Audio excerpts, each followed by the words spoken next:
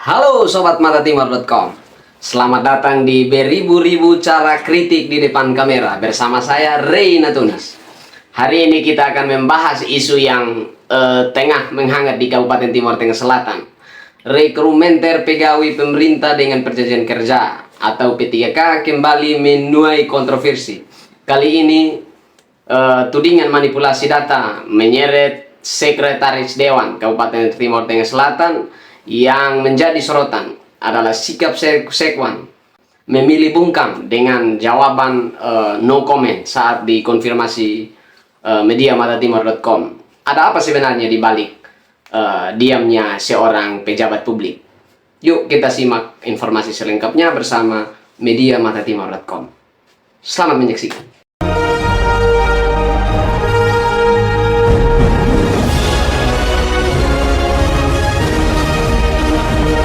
Oke Sobat Matatimor.com, isu ini berawal dari kejanggalan dalam data tenaga non-ASN di Sekretariat DPRD TTS. Sejumlah nama yang sebelumnya tidak terdaftar sebagai tenaga non-ASN tiba-tiba muncul dalam database setelah adanya seleksi P3K.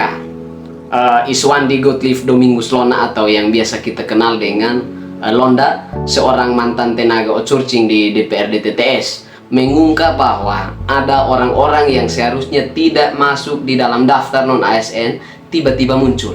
Nah, sahabat-sahabat Matatimor.com, pertanyaannya, bagaimana mungkin tenaga outsourcing yang terikat kontrak dengan pihak ketiga tiba-tiba berubah status menjadi tenaga non-ASN?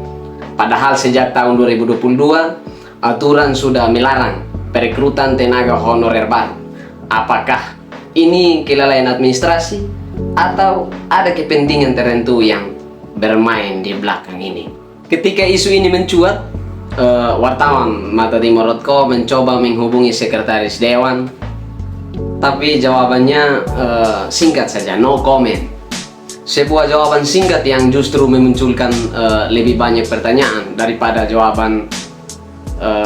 Bahkan dalam rapat klarifikasi dengan Komisi 1 DPRD TTS, sesuai informasi yang kita himpun, muncul informasi bahwa Sekwan sempat menyebut dengan ini hal itu sebagai bahasa media yang kemudian ia meminta agar tidak dipublikasikan. Nah, sahabat-sahabatku sekalian, kalau memang tidak ada yang disembunyikan, kenapa harus takut bicara?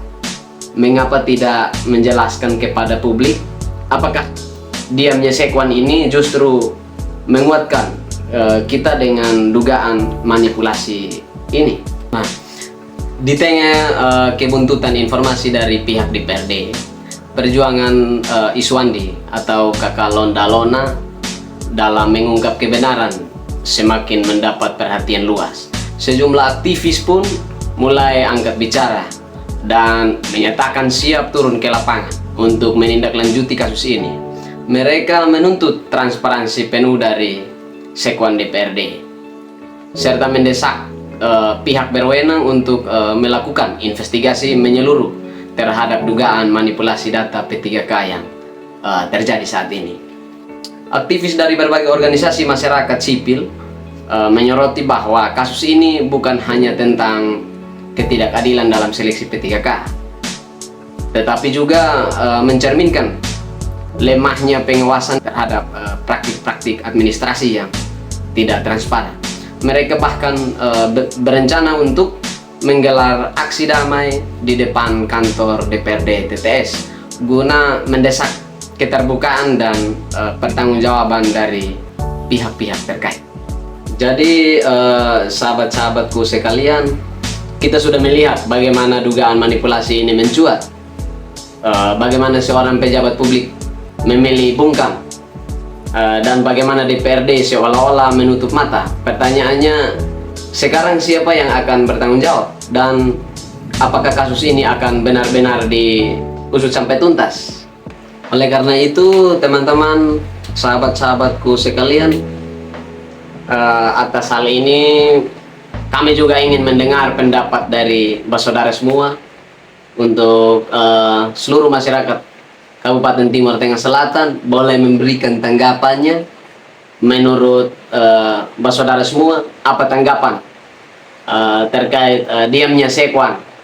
Apakah diamnya Sekwan ini adalah bentuk ketidakmampuan menjelaskan, atau ada sesuatu yang lebih besar yang sedang ditutup-tutupi? Tulis komentar kalian di bawah ini. Jangan lupa like, share, dan subscribe untuk terus mengikuti pembahasan kritis lainnya di media matatimor.com. Akhir kata, kami mengucapkan terima kasih banyak dan sampai jumpa di episode berikutnya. Tetap kritis, tetap berani berbicara demi kebenaran dan kebaikan daerah Kabupaten Timor Tengah Selatan. Salam waras, salam hormat, sampai jumpa.